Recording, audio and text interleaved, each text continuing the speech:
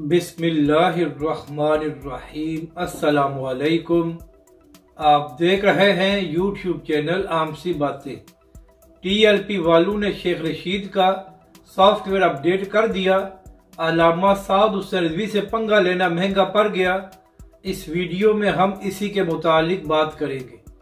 नाज़रीन करम, शेख रशीद को बदतमीजी की वजह से काफ़ी शोहरत मिली है, लेकिन फ़र्क यह है कि इससे पहले शेख रशीद का नून लीग और पीपल्स पार्टी से वास्ता पड़ता रहा है और इन दोनों जमातें की सोशल मीडिया टीमें काफ़ी कमज़ोर हैं, तो शेख रशीद को इसकी बदतमीजी पर जवाब नहीं दिया जाता था। लेकिन इस बार शेख रशीद ने गलती करके तहरीक लब्बैक पाकिस्तान और अल्लामा साद हुसैन रिजवी से पंगा ले लिया है।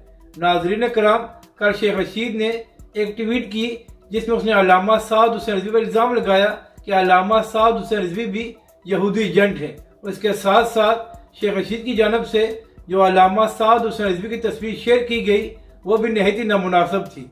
इसके बाद तहरीक लब्बैक के कारकुनों का सख्त रिएक्शन सामने आया और तहरीक लब्बैक के लोगों ने कहा कि शेख रशीद, तुम्हारी औकात ये है कि तुम कभी नवाज शरीफ के दर पर होते हो, कभी मुशर्रफ के, और आजकल तुम इमरान खान की चपलूसी कर रहे हो और इतनी तुम्हारी हिम्मत हो गई है कि तुमने अल्लामा साद हुसैन रिजवी पर इल्ज़ाम लगा दिया है। नाज़रीन करम, तहरीक लब्बैक के लोगों ने इस तरह शेख रशीद का सॉफ्टवेयर अपडेट किया कि चंद घंटों बाद ही शेख रशीद ने अपनी ट्वीट को डिलीट कर दिया। तो शेख रशीद साहब अर्ज ये कर रही है कि आइंदा तहरीक लब्बैक पाकिस्तान या अल्लामा साद हुसैन रिजवी से पंगा लेने से पहले सोच लेना कि तहरीक लब्बैक के लोग इसी तरह सोशल मीडिया पर आपका सॉफ्टवेयर अपडेट करेंगे और फिर आपसे बर्दाश्त नहीं होगी। तो लिहाजा आइंदा अल्लामा साद हुसैन रिजवी पर इल्ज़ाम लगाने से पहले 100 बार सोच लेना।